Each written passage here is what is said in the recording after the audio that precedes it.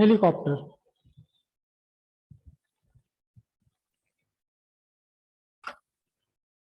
The working of helicopter and airplane is different. हालांकि दोनों ही सेम फिनोमिनन पर वर्क करते हैं, action and reaction, but there still there working is different.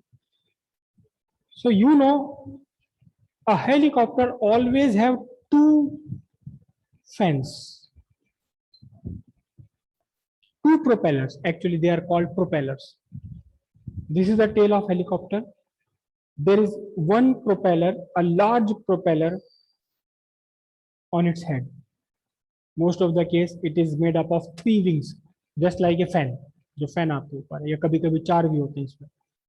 There is another fan, there is another propeller connected to the tail, a smaller one. कभी आप ध्यान से देखिए, there are always two fans.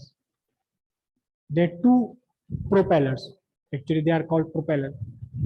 One a large, other a smaller one. If this large one is made to rotate anti-clockwise, अगर इसे anti-clockwise rotate किया जाता है, then the smaller one is made to rotate clockwise. दोनों के rotation हमेशा एक दूसरे के opposite होते हैं. If the angular speed of this larger one is omega 1, the angular speed of smaller is omega 2. Omega 2 is always greater than omega 1. पीछे वाला हमेशा तेज घूमता है इस बड़े वाले से, छोटे वाला हमेशा तेज घूमता है. Now why are these two propellers? हमेशा दो प्रोपेलर्स ही क्यों है? क्यों इन्हें अपोजिट डायरेक्शन में घुमाया जाता है? एग्जाम्पल मैं आपको यही दे सकता हूँ, रीजन इसका यही बता सकता हूँ. बताऊं क्या? में क्या हुआ, इस हेलीकॉप्टर में क्या हुआ? एक कंडीशन इमेजिन कीजिए, जब ये सेकंड प्रोपेलर इसमें नहीं है, अब ये हेलीकॉप्टर रुका हुआ है. इंजन आपने स्टार्ट किया, इंजन स्टार्ट किया आपने, प्रोपेलर्स घूमने लगे से anticlockwise. They gain some momentum, anticlockwise momentum gain कर लिया, लेकिन बाहर से तो किसी ने नहीं घुमाया. External torque is absent. जो भी टॉर्क डेवलप हुआ इंजन से डेवलप हुआ इनसाइड द सिस्टम इटसेल्फ, खुद अपने सिस्टम के अंदर का टॉर्क है वो. तो in the absence of external torque the net angular momentum must be zero. To maintain, to keep the angular momentum zero, the lower part of this helicopter will start rotating in opposite direction. अगर आपने इस पंखे के बिना, ये जो tell है, इस टेल के बिना अगर आपने चला दिया इसे, और हेलीकॉप्टर के ब्लेड्स को, जो ऊपर का प्रोपेलर है, इसे आपने एंटी क्लॉकवाइज घुमाया, तो एंगुलर मोमेंटम जीरो मेंटेन रखने के लिए हेलीकॉप्टर की नीचे की बॉडी अपने आप क्लॉकवाइज घूमना शुरू कर देगी. और इसके लिए भी फिर मैं आपको एक पिक्चर याद दिलाऊंगा, शायद आप में से किसी ने देखी हो, the day after tomorrow. The day after tomorrow बिल्कुल स्टार्टिंग पिक्चर का एक सीन है कि हेलीकॉप्टर जा रहे हैं, 3 हेलीकॉप्टर दिखाए स्टार्ट में, और देखते ही देखते वो टेम्परेचर एटमॉस्फेयर का बहुत डिक्रीज हुआ और वो फ्रीज हो गए. वो हेलीकॉप्टर फ्रीज, पहले उसका पीछे का पंखा फ्रीज हुआ, और जैसे पीछे का प्रोपेलर फ्रीज हुआ, ये बाकी बॉडी इस हेलीकॉप्टर की उल्टी डायरेक्शन में घूमनी शुरू हो गई. जब भी हेलीकॉप्टर नीचे गिरेगा, हेलीकॉप्टर के एक्सीडेंट की कोई वीडियो देखिएगा, वो नीचे घूमता हुआ नीचे गिरेगा. रीजन कि अगर इसकी ये टेल टूट गई,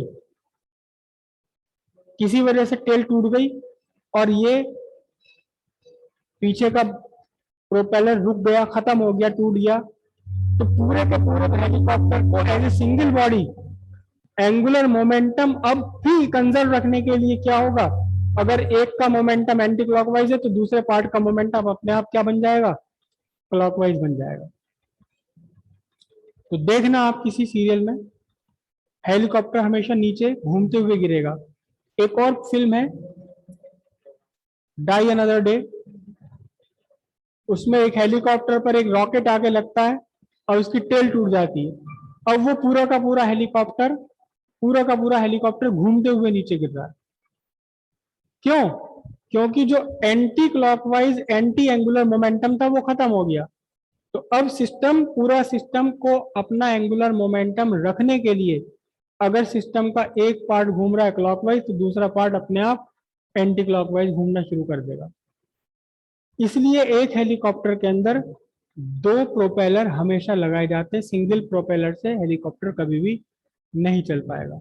this is the case of conservation of angular momentum. दूसरी कंडीशन क्या बनती है कि जो छोटे वाला प्रोपेलर है इसका एंगुलर वेलोसिटी ज्यादा है। रीजन? प्रखर आप बता सकते हो रीजन? जो छोटे वाला प्रोपेलर है it is rotated at larger angular speed, moment of inertia कम है। For a main propeller what is I1 omega 1, for a second propeller it is I2 omega 2.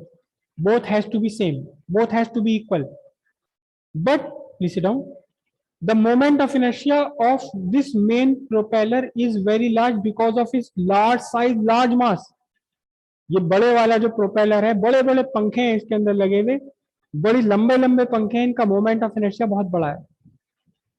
पीछे वाला छोटा है, it has smaller amount of moment of inertia.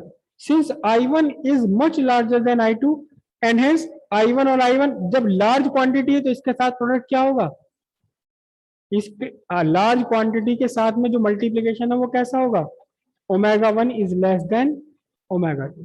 तो पीछे वाला propeller जो छोटा है उसको रोटेट किया जाता है एट लार्जर स्पीड।